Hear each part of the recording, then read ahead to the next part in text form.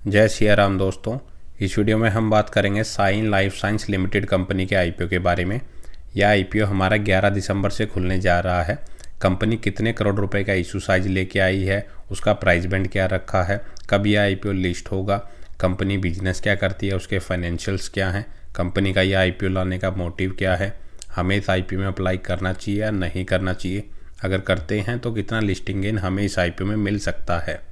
ये सारी ही बातें मैं इस वीडियो में कवर करूंगा, तो लास्ट तक वीडियो को ज़रूर देखिएगा। तो सबसे पहले अगर हम कंपनी के बिजनेस की बात करें, इसकी जो स्थापना है 1999 में हुई थी। मतलब कंपनी को 24 से 25 साल इस सेक्टर में काम करते हुए हो चुके हैं। और company biological and pharmaceuticals company को अपनी सर्विसेज प्रोवाइड करवाती है।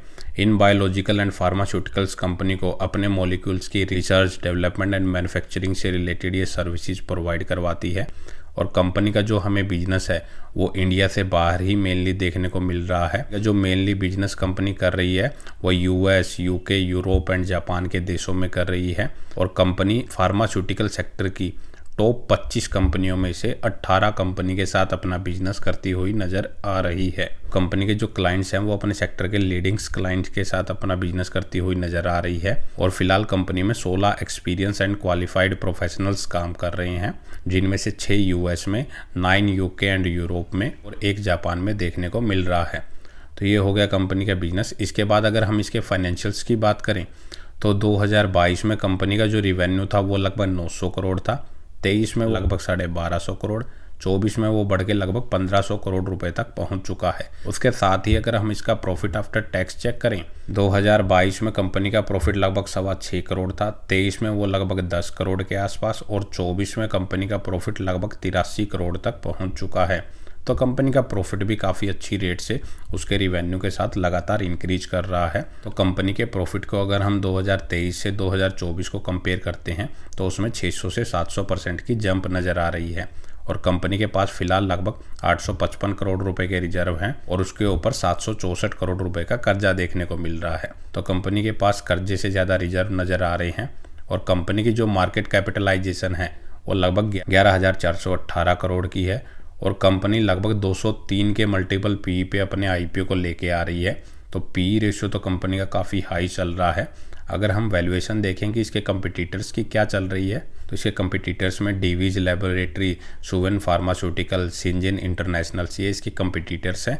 और उनका जो पी रेशियो चल रहा है वो लगभग 73 से 110 के आसपास नज़र आ रहा है। तो इस कंपनी का जो पी रेशियो चल रहा है वो आज के कंपिटिटर से डबल के मल्टीपल पी पे अभी वो ट्रेड कर रही है। और वहीं अगर अर्निंग पर शेयर वाइज भी कंपेयर करें तो इस कंपनी का जो अर्निंग पर शेयर है वो 4.57 का है। और जबकि इसके कंपिटिटर्स का ईपीएस देखें तो वो 11 से 60 के बीच में हमें देखने को मिल रहा है। अगर ओवरऑल ये पैरामीटर्स देखने के बाद हम कंपेयर करें तो कंपनी की जो वैल्यूएशन हैं वो काफ़ी ज़्यादा नज़र आ रही है। कंपनी ने अपनी आईपीओ की काफ़ी हाई वैल्यूएशन रखी है।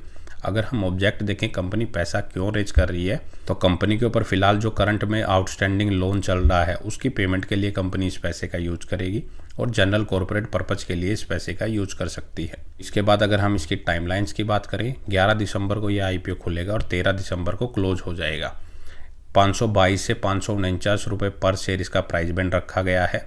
एक लॉट में आपको इसमें 27 शेयर मिलेंगे। और टोटल इशू साइज कंपनी लगभग 3042 करोड़ रुपए का लेके आई है, जिसमें सिर्फ 950 करोड़ फ्रेश इशू के जरिए और लगभग 2100 करोड़ रुपए कंपनी ऑफर फॉर सेल के जरिए यहाँ से रेज कर रही है। तो 950 करोड़ रुपए ही सिर्फ कंपनी के ऊपर खर्च किए जाएंगे। बाकी जो 2100 करोड़ रुपए ऑफर फॉर सेल के जरिए यहाँ पे हिस्सेदारी बेच रही है वो सारा का सारा प्रमोटर्स के खाते में जाएगा। और 16 दिसंबर के दिन हमें इसके अलॉटमेंट का पता लगेगा। जिनको अलॉटमेंट नहीं मिलता उनका रिफंड 17 दिसंबर को आ जाएगा। साथ ही जिनको अलॉटमेंट मिल जाएगा उनके शेयर उनके डीमैट अकाउंट में 17 दिसंबर के दिन ही आ जाएंगे, या फिर 18 दिसंबर के दिन जब ये आईपीओ मार्केट में लिस्ट होगा तो सुबह 10 बजे से पहले उनके शेयर उनके डीमैट अकाउंट में क्रेडिट हो जाएंगे। और रिटेल कैटेगरी के लिए इसमें 35% का कोटा रिजर्व रखा गया है। रिटेल कैटेगरी में हम मिनिमम 1 और मैक्सिमम 13 लॉट अप्लाई कर सकते हैं। एक लॉट में 27 शेयर मिल रहे हैं, जिनके लिए हमें 14,823 रुपये इसमें पे करने पड़ेंगे। तो प्री आईपीओ जो प्रमोटर्स की होल्डिंग है वो 40.48% की है।